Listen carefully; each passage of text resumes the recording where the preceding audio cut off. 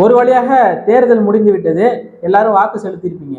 ஆனா இன்னும் ஒரு சில நபர்களால ஓட்டே போட முடியல, எங்க பேரே எலெக்ஷன் பூத் லிஸ்ட்ல இல்ல அப்படின்னு சொல்லி குற்றச்சாட்டை வச்சுக்கிட்டு இருக்காங்க. நீங்க பார்த்திருப்பீங்க. நாம் தமிழர் கட்சியை சேர்ந்த ஹிம்லர் அவர்களை உங்களுக்கு நல்லா தெரியும். தடம் என்கிற ஒரு வலையொலி வைத்திருக்கிறார். கன்னியாகுமரி நாடாளுமன்ற தொகுதிக்கு உட்பட்டவர் அவர். அவர் இன்னைக்கு ஒரு குற்றச்சாட்டை வச்சிருக்காரு. தேர்தல் அதிகாரிகள் என்னை வாக்களிக்க அனுமதிக்கவில்லை, காரணம் பூத் லிஸ்ட்ல என்னுடைய பெயர் இல்லை. இது யாருடைய தப்பு? கடந்த முறை 2021 சட்டமன்ற தேர்தலில் அவருடைய பெயர் இருந்திருக்கிறது. இந்த முறை அவர் பெயர் காணாமல் போயிருக்கிறது. இதுக்கு யார் காரணம்? உங்க மனசுக்குள்ள 1008 பேர் வந்துட்டு போலாம். நிச்சயமா அவங்க தான் காரணமா இருக்கும். இப்ப நான் சொன்ன உடனே நீங்க நினைச்சிருப்பீங்க இவங்க எல்லாம் காரணமா இருக்கலாம் அப்படின்னு சொல்லி. இருக்கலாம், ஒரு வேலை இருக்கலாம். இதுதான் உண்மை. மத்திய சென்னையில இன்னைக்கு ஒரு பிரச்சனை. நாம் தமிழர் கட்சி வேட்பாளர் மருத்துவர் கார்த்திகேயன் அவர்கள் கைது செஞ்சு திருமண மண்டபத்தில் அடைச்சி வச்சிருக்காங்க காவல்துறையினர். எதனால் அப்படின்னா, நாம் தமிழர் கட்சியின் மைக் சின்னம் அந்த பட்டனே ஒர்க் ஆகல. அதான் பிரச்சனை. தெரு தெருவா கத்தி, வேகாத வெயில்ல பிரச்சாரம் செஞ்சு மக்களுக்காக கத்தி, கடைசியில ஓட்டு போடும்பொழுது பட்டன் ஒர்க் ஆகலன்னா வயிறு எரியதான் செய்யும். அங்க திமுகவை சேர்ந்தவர்கள் இந்த பட்டன் ஒர்க் ஆகல, நாம் தமிழர் கட்சியை சேர்ந்த மருத்துவர் கார்த்திகேயன் அவர்கள் போய் தேர்தல் அதிகாரிகள்கிட்ட பேசுறாரு. உடனே திமுகவை சேர்ந்தவங்க வெளில போங்க, வெளில போங்க. உனக்கும் இதுக்கு ஏதாவது சம்பந்தம் இருக்கா? தேர்தல் அதிகாரியாச்சு, நாம் தமிழர் கட்சியாச்சு. 1 மணி நேரம் காலதாமதமாச்சுன்னா 1 மணி நேரம் கூடுதலாக இருந்து அவங்க வேலையை பார்த்துட்டு போறாங்க. அவ்வளவுதான். அதனால பட்டனே ஒர்க் ஆகலன்னா அப்படி போயிடுவோமா? முடியாது. இல்ல, டெஸ்ட் பண்ணுங்கன்னு கேட்கிறாரு மருத்துவர் கார்த்திகேயன். டெஸ்ட் பண்ணி காமிச்சிட்டீங்கன்னா வேலை முடிஞ்சு போச்சு. உடனே காவல்துறை அதிகாரிகள் எல்லாம் அப்படியே பிடிச்சி தள்ளி விடுறாங்க நாகரிகமற்ற முறையில. போப்பான்னு கத்துறாங்க. அவ்வளோ ஆவேசம், அவ்வளோ மிகப்பெரிய வன்மத்தோட காவல்துறை அதிகாரிகள் அணுகுறாங்க. ஏன் இவ்வளவு வன்மம்? திமுக உங்களுக்கு சம்பளம் தருது அப்படின்னு நீங்க நினைச்சுக்கிட்டு இருக்கீங்க. திமுக நீங்க சம்பளம் வாங்கல. மக்கள் வரி பணத்துல என்ன சம்பளம் வாங்குறீங்க? கொஞ்சமாவது மக்களுக்கு வேலை செய்யுங்க. மக்களுக்காக நிக்க கூடாதுன்னு கொஞ்சமா மரியாதை கொடுங்க. கேட்கிற கோரிக்கை ஒன்றும் தப்பான கோரிக்கை இல்லை. பட்டன் ஒர்க் ஆகலன்னு சொல்லும்போது ஒரு டெஸ்ட் பண்ணி காமிச்சிட்டீங்கன்னா வேலை முடிஞ்சு போச்சு. டெஸ்ட் பண்ணும்போது நீங்க சொன்னது தவறா இருந்ததுன்னா உங்க மேல நாங்க வழக்கு போடுவோம், கைது பண்ணுவோம் அப்படின்னு சொல்லி காவல்துறை மருத்துவர் கார்த்திகேயன் அவர்கள்ட்ட சொல்லியிருக்காங்க. அதுக்கு மருத்துவர் கார்த்திகேயன் அவர்கள் டெஸ்ட் பண்ணும் பொழுது ஒருவேளை மிஷின்ல தான் மிஸ்டேக் இருந்ததுன்னா உங்க மேல வழக்கு போடலாமா, அப்படி உங்களை கைது பண்ணலாமா அப்படின்னு கேட்டப்ப அவங்க பதில் சொல்லவே இல்லை. இப்ப கேள்வி நியாயம் தானே? நம்மள என்னமோ பெரிய அதி பயங்கரவாதி மாதிரி காட்டுறாங்க.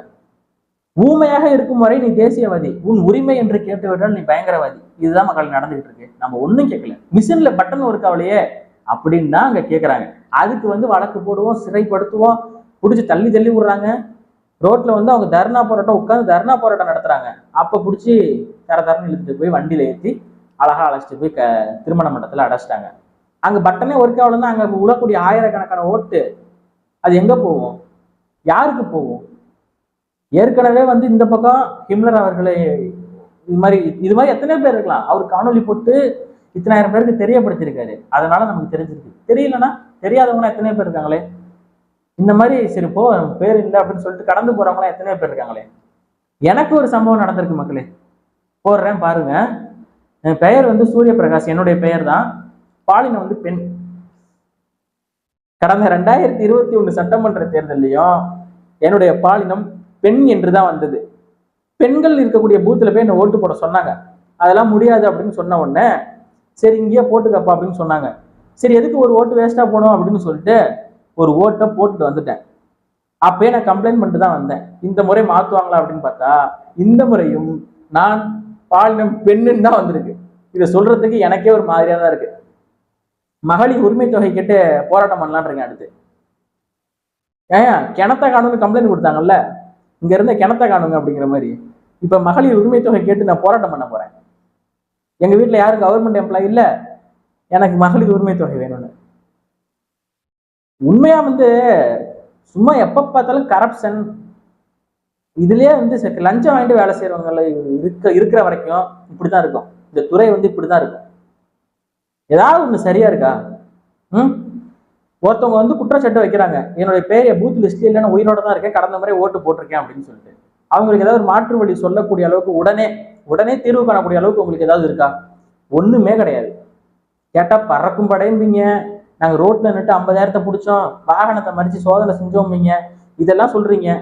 6 மணிக்கு மேல பிரச்சாரத்தை முடிச்சுக்கணும், காணொலிகள் கூட போடக்கூடாது, இணையதளங்கள் வாயிலாகவும் பிரச்சாரம் பண்ணக்கூடாது, அதிகம் மீறி போட்டீங்கன்னா 2 வருஷம் சிறைப்படுத்தும்னு சொல்றீங்க. இவ்வளவு சொல்றீங்க, கட்டுப்படுறோம், மதிக்கிறோம். நீங்களே ஒழுங்கா இல்லையா? உங்களை பத்தி நாங்க எதுக்கு மதிக்கணும்? நீங்க வந்து ஒழுங்கா இருந்து மக்களுக்காக வேலை செஞ்சு மக்களின் பிரச்சனைகள் சின்ன சின்ன விஷயங்கள்ல தவறுகள் எல்லாம் திருத்தி சரியா பண்ணியிருந்தீங்க, மக்கள் வைக்கக்கூடிய குற்றச்சாட்டுக்கு சரியான முறையில நீங்க தீர்வு காண்டு கொடுத்துருக்கீங்க அப்படின்னா நம்ம மதிக்கலாம். நீங்களே தவறா இருக்கீங்க. நீங்க வந்து எங்களை சொல்றீங்க 6 மணிக்கு மேல வீடியோ போடக்கூடாது, பறக்கும் படைங்கிறீங்க, நாம் தமிழர் கட்சியை வந்து நீங்க பிடிச்சி முடக்கணும்னு பாக்குறீங்க, சின்னத்தை முடக்குறீங்க, எல்லாம் பண்றீங்க. இது என்ன ஜனநாயக நாடு தானா?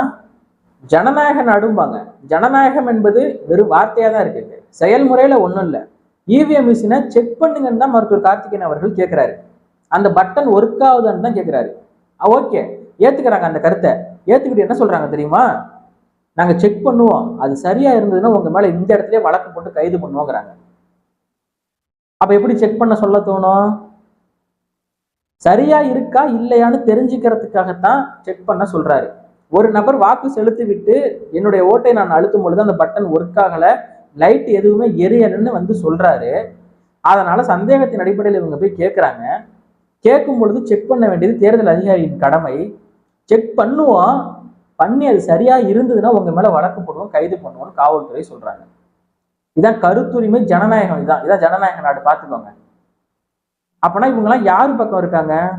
இவங்க எந்த செக்ஷன்ல தெரியுமா வழக்கு பதிவு பண்ண போடுவாங்க? தேர்தல் அதிகாரிகள் வேலை செய்ய விடாமல் தடுத்து விட்டார், காவல்துறையினருக்கு தொந்தரவாக இருந்து விட்டார் அந்த இடத்துல, அப்படித்தான் சொல்லுவாங்க. உங்களை வேலை செய்ய விடாம தடுக்கிறது ஒன்றும் எங்க வேலை இல்லை. அந்த மிஷினை செக் பண்ணுவதற்கு ஒரு 1/2 மணி நேரம் எடுத்துக்கிச்சு அப்படின்னா நீங்கள் கூடுதலாக 1/2 மணி நேரம் இருந்து வேலை பார்க்க வேண்டியது உங்களுடைய கடமை. ஏன்னா நீங்க மக்கள் வரி பணத்துல தான் சம்பளம் வாங்குறீங்க, இல்லைன்னு சொல்ல முடியுமா? மக்களுக்காக தான் வேலை பார்க்குறீங்க, நீங்க நேர்மையா வேலை பார்க்கணும், அது உங்களுடைய கடமை. ஆனா அதெல்லாம் இல்லாம நீங்க வந்து இப்படி பண்றது எப்படிங்க இருக்கு? இதெல்லாம் நமக்கு தெரிஞ்ச பிரச்சனை. இன்னும் நமக்கு தெரியாத எத்தனையோ பிரச்சனைகள் இருக்கு. அதெல்லாம் சரி செய்யறதுக்கு நேர்மையான அதிகாரிகள், லஞ்சம் வாங்காத ஊழல் செய்யாத அதிகாரிகள், அலுவலர்கள் இவங்கெல்லாம் வந்தாதான் அது நடக்கும். அது நடக்குமாங்கிறதே நமக்கு சந்தேகமா தான் இருக்கு. இவ்வளோ பிரச்சனைகள் இருக்கக்கூடிய இந்த சூழ்நிலையில இவிஎம் மிஷின்ல நீங்க எதுவுமே பண்ண மாட்டீங்க. அதுல யார் யாருக்கு ஓட்டு போட்டாங்களோ அந்த வாக்குகளை எண்ணி கரெக்டா நாங்க சொல்லிடுவோம், இதை மட்டும் நாங்க நம்பணும். ஏன்னா நீங்க கரம் படியாத கரைங்களுக்கு சொந்தக்காரர்கள் அல்லவா, நீங்க சொல்றதெல்லாம் நாங்க நம்பிதான் ஆகணும். இவிஎம் மிஷின்ல யாரும் எதுவும் பண்ண முடியாது, அதை ஹேக் பண்ண முடியாது. 46 நாள் அவனை என்றதுக்கு, அது எதுக்குன்னு தான் எனக்கும் தெரியல. ஆனா என்ன ஆரம்பிக்கிறது எப்ப அப்படின்னா, ஜூன் 4ஆம் தேதி ரிசல்ட்னு வச்சுக்கோங்களேன் மக்களே. அன்னைக்கு காலையில தான் என்ன ஆரம்பிப்பாங்க. நான் என்ன நினைச்சேன்னா 46 நாள் எண்ணுவாங்க போல, முன்னாடிலாம் அப்படிதான் நினைச்சுக்கிட்டு இருந்தேன் சின்ன வயசுல. எண்றதுக்கு நான் எத்தனை பேர் இருக்காங்க, அத்தனை பேர் என்ன வேணாமா, எண்ணிக்கை சொல்றதுக்கு தான் 46 நாள் எடுத்துக்கிறாங்க அப்படின்னு நான் நினைச்சிட்டு இருந்தேன். இப்பதான் தெரியுது நமக்கு வெளிப்படையா, ஜூன் 5ஆம் தேதி காலையில தான் என்ன ஆரம்பிப்பாங்க. என்ன ஆரம்பிச்சு அப்படியே ஒவ்வொரு தொகுதிக்கா தேர்தல் முடிவுகளை சொல்லிக்கிட்டே வந்துகிட்டு இருப்பாங்க. அப்படி இருக்கக்கூடிய சூழ்நிலையில இன்னைக்கு தேர்தல் முடிஞ்சுதா, நாளைக்கு ஒரு நாள் ரெஸ்ட் தேர்தல் அதிகாரிகளுக்கெல்லாம். போயிட்டு வீட்டில் உட்காந்து கறி கஞ்சி சாப்பிட்டு திரும்ப கிளம்பி வாங்க, நாளான்னைக்கு ரிசல்ட் அறிவிச்சு விட்டுப்பாங்களேன். இதை செய்யாம 46 நாள் எதுக்காக நீங்க சொல்லுங்க மக்களே? 46 நாள் எதுக்காக அந்த மிஷினை ஒரு இடத்துல பூட்டி வச்சு அதுக்கு செக்யூரிட்டி கார்டு, ஆயுதமேந்திய செக்யூரிட்டி அவர்களை போட்டு எதுக்கு பாதுகாப்பு கொடுத்து அவங்களுக்கு சம்பளம் கொடுத்து? தேவையில்லாத வேலை தானே. நீங்க தான் அறிவார்ந்த தமிழ் சமூகம் சிந்தித்து பார்க்க வேண்டும். நம்ம சொல்றதுக்கு ஒண்ணும் இல்லை. ஜனநாயகம் என்பது வெறும் வார்த்தையா தான் இருக்கு, கருத்துரிமைங்கிறதும் வெறும் வார்த்தையா தான் இருக்கு. கருத்துரிமைனா நீ உரிமைன்னு கேட்டாலே நீ தீவிரவாதிங்கிறான். அங்க சட்டம் ஒழுங்கு சீர்கட்டுருச்சு, காவல்துறை அதிகாரிகளை வேலை செய்ய விடாம தடுத்துட்டாரு, தேர்தல் அதிகாரிகளை வேலை செய்ய விடாம தடுத்துட்டாருங்கிறாங்க. அப்போ நம்ம யார்கிட்ட போய் முறையிடுறது? நாங்க எந்த ஒரு அதிகார வர்க்கத்தையும் நம்பி களத்துல நிக்கல, மக்களை நம்பிதான் நிக்கிறோம். எங்களுடைய அரசியல் தற்சார்பு பொருளாதாரம் குறித்தது எளிய மக்களுக்கான அரசியல். யாருக்கிட்டையும் பணம் இருக்கா அப்படின்னு பார்த்து சீட்டு கொடுக்கல, சிறந்த கொள்கை பிடிப்பு இருக்கா அப்படி பார்த்து தான் சீட்டு கொடுக்குறோம். 20 ஆண்கள் 20 பெண்கள் சமத்துவத்தை நிலைநாட்டுறோம்.